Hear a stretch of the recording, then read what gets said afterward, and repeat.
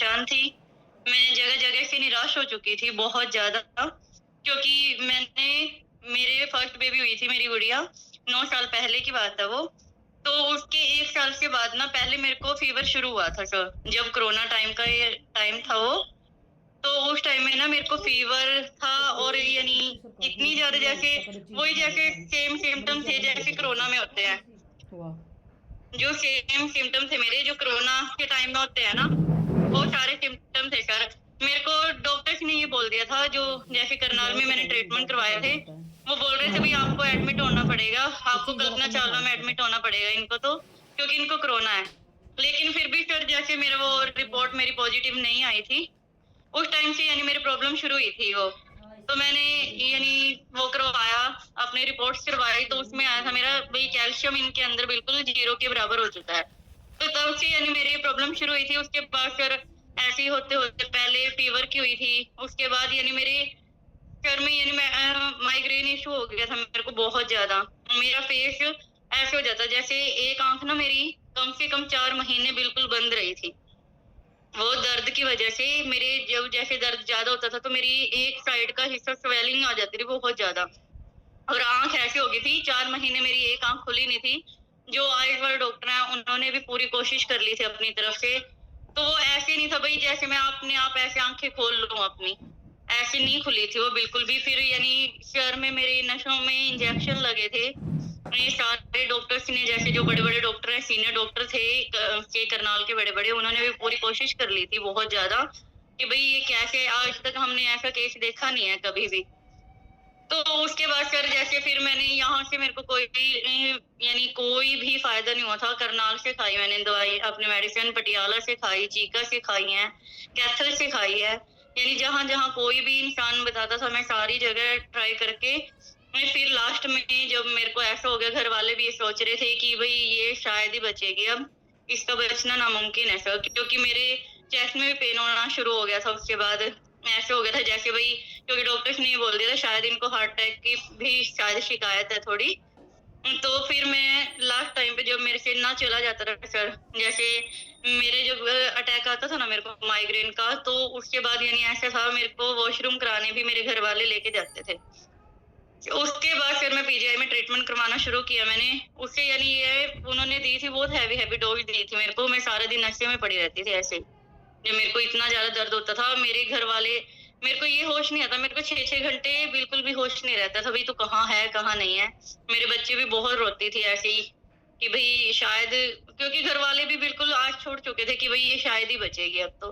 तो मेरे पीजीआई से भी ट्रीटमेंट करवाया मैंने 3 महीने मेरे को, यानी पीजीआई वाले भी एमआरआई हर 3 मंथ में मेरी एमआरआई करवाते थे।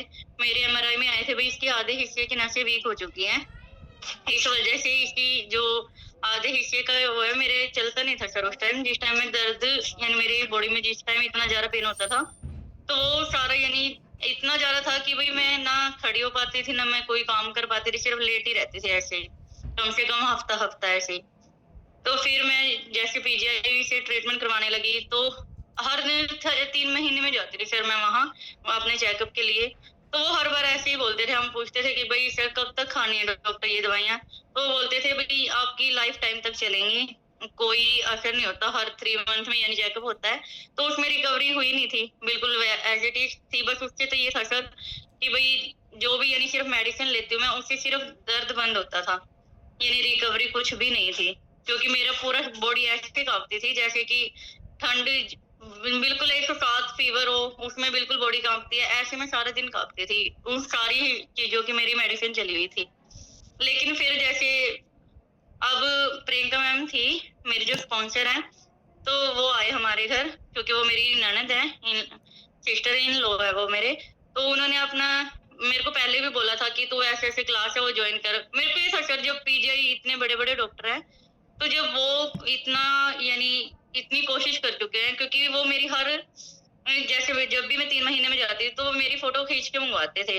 उनको भी यानी ये चीज़ हज़म नहीं हो रही थी, भई किसी बंदे की ऐसे कैसे है, भई आँखें ऐसे बंद हो जाती हैं दर्द में। और वो, क्योंकि मैं जब भी जाती थी वहाँ, मैं अटैक में ही जाती थी अपने, और मेरी आँख बंद होती थी जब भी मैं वहाँ जाती थी, तो वो भी खुलवाने की कोशिश करते थे, वो खुलती नहीं थी, वो जब भी खुलती थी जब मेरा दर्द कम होता था बस।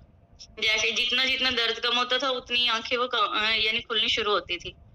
उसके बाद फिर जैसे मैं वो हर बार मेरी पिक्स मँगवाते थे, भई आप अपने ना जब भी आपके दर्द होता है, उतनी ही टाइम आप अपनी पिक्स क्लिक किया करो और फिर यहाँ आके दिखाया करो हमें।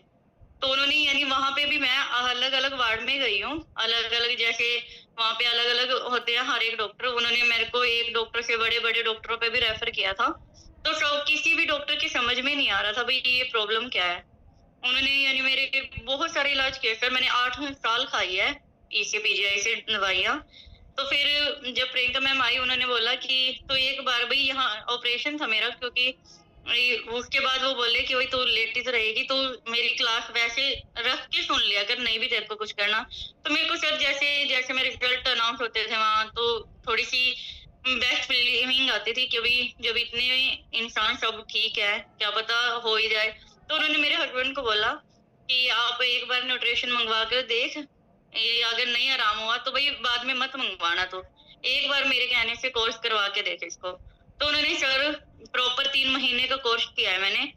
तो पहले जैसे मेरी मेडिसिन मैंने, क्योंकि वो मेडिसिन इतनी ज़्यादा स्ट्रॉन्ग थी मेरी, मैं अगर 1 घंटा भी स्किप करती थी ना रात को, तो मेरे तुरंत ही दर्द यानी इतना ज़्यादा हेवी दर्द था ना मेरा, मेरे को 6-6 घंटे ऐसे नहीं था सर कि भई मैं अगर मेरे को भूख भी लग रही है ना, तो भी मैं किसी को इतना भी था सर वो तो दर्द मेरा, जैसे मेरे को दर्द हुआ, वो एकदम इतना ज़्यादा दर्द होता था, मैं किसी को ये भी नहीं बोल पाती थी मेरे को पानी दे दो या मेरे को मेडिसिन दे दो। मैं खुद भी नहीं ले सकती थी सर, इतना ज़्यादा हेवी दर्द होता था वो।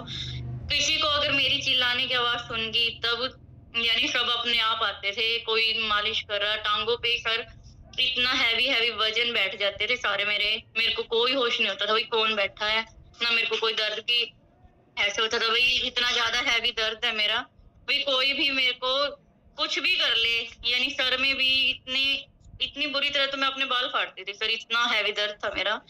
उसके बाद यानी फिर मैंने मेडिसिन शुरू की, पहले मैंने अपनी दवाइयाँ, क्योंकि वो दवाई कहाँ तो मैं 1 घंटा भी नहीं कर सकती थी सर स्किप, पहले मैंने जैसे ऐसे किया, भई सिर्फ़ एक टाइम छोड़ के देखी, फिर 1 दिन से फिर 3 दिन बाद छोड़ी, फिर हफ्ता कर करके अब ये सर ऐसा है मेरा, मैंने पूरा न्यूट्रिशन 3 महीने इनटेक किया है, brain health, lifeline, sleeping enhance क्योंकि मेरे को नींद नहीं आती थी बिना दवाइयों के, और ये फ्रेश, ये चारों न्यूट्रिशन से मैंने 3 महीने प्रॉपर न्यूट्रिशन इनटेक करके अब सर मेरे को 5 से 6 महीने हो चुके हैं, ना मैं कोई पीजीआई की दवाई इनटेक कर रही हूँ, ना मैं दोबारा कभी भी पीजीआई गई हूँ।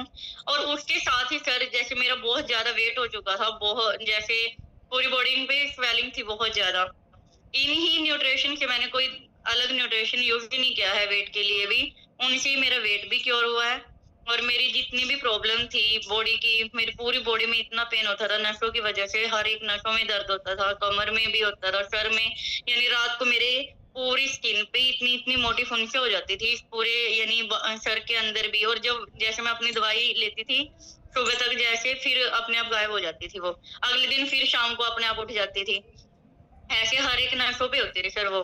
तो अब यानी मैं बहुत थैंक यू करना चाहती हूँ हर्बल लाइफ का, आपका सर, प्रियंका मैम का, पूरी जूम फैमिली का, कि मेरी जो यानी पीजीआई तक के डॉक्टर ये बोलते थे कि आपकी ये दवाइयाँ पूरी उम्र